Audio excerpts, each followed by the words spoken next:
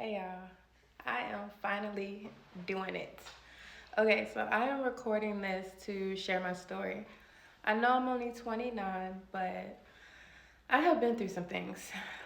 To From growing up in a cult to losing people close to me, trying to run away while I was in it, to when I got out, I got jumped, sexually assaulted, went to a mental institution, had an alcohol problem, um, Jesus, went to jail. Yeah, it's a lot. Like I said, I've been through it. And I know a lot of people will be like, well, what's the point of making the video? Why are you letting it out for the world to see? And I need a better perspective on life that I've been struggling with for the longest. And I don't know, I'm hoping that this helps. And not only that, but girls or just people in general, especially young people, to know the importance of loving yourself, having morals, boundaries, respect, all that good stuff. Um, a little bit about me. My name is Malaya. Like I said, I'm 29. I have two children. I'm a single mother. And yeah, let's get started. So this is going to be pretty long, so I'm going to break it up in parts. And of course, this is part one. Um, but yeah. So my grandfather started the cult that I was born in. And before he started, he had 12 children with one woman. And then once he started, he had 12 wives with like 20 kids. So altogether, it was like 30 children. Um, and which is crazy because out of two of the wives, it was mother and daughter. So that's like me and my mom marrying the same man. Yeah, crazy. Our headquarters was in Kansas City, Kansas, and we was pretty big. We had a carry out, a diner. Well, it's pretty much the same thing, but anyway, a supermarket, a gas station. Um, we made our own clothes, health and beauty products. We had a wellness center, everything like that. Eventually, like I said, it got pretty big, so he had a lot of people following him. And he opened up different restaurants and carryouts all over New York, New Jersey, Atlanta, Alabama, North Carolina, um, Detroit. And this is my mom's dad.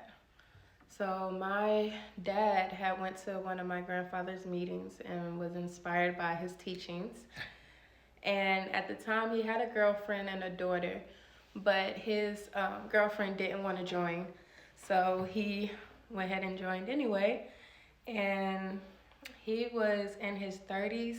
My mom was 18 when they got together and had me. I am the only one from my mom and dad. I do have other brothers and sisters.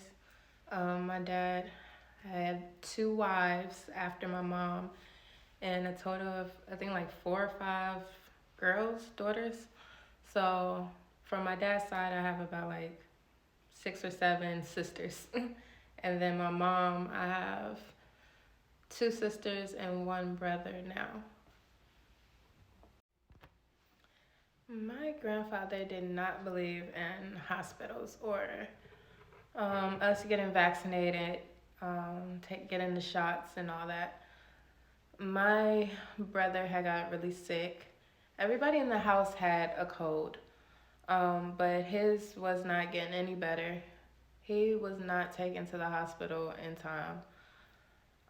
He passed away from pneumonia, and I feel like if he would have went to the hospital, he would have still been here with us. I really say that because my daughter had it not too long ago, and I took her to the hospital, and they gave her the antibiotics that was needed. And yeah, she made a full recovery. I was scared to death because of what had happened to my brother. So But yeah, if he would have been taken sooner, um, I feel like that he would have been here with us to this day. My grandfather believed he was God. At first, he started off as the messenger. God, it looks like I have a lazy eye. Anyway, at first he started off as the messenger, and then he was God. Like when I went to sleep at night, that is who I was praying to. Me and my mother's dynamic was, I don't really remember having a relationship with her. Um, I know she was there and she was my mother. I left when I was like 10 or 11 to go to the first place, which was Dayton, Ohio, but we'll get back to that. But yeah, I mean, our relationship now is good, but and I have put her through some things, especially when I got out. But like I said, we'll get back to that. um, yeah, but growing up, yeah, it was interesting. But me and my dad did not really have a relationship either. Um, I always just remember I was so hungry. Like I was always getting in trouble for stealing food, for yeah, just really stealing food and lying about it. One incident where I just felt like I had enough because my stepfather at the time, he told me I had did something and he had told me to go pick a switch and that pretty much I was going to get it once he got home. So I was just like, man, I had enough of this crap. I'm hungry. I know it's something out here better. I didn't know what to expect. I didn't know what the real world was at the time. I didn't know a lot. Um, but yeah, at this time I had to been like I want to say like 9. I had packed a bag of chips and like some pants or something and went out the back door and went around the front.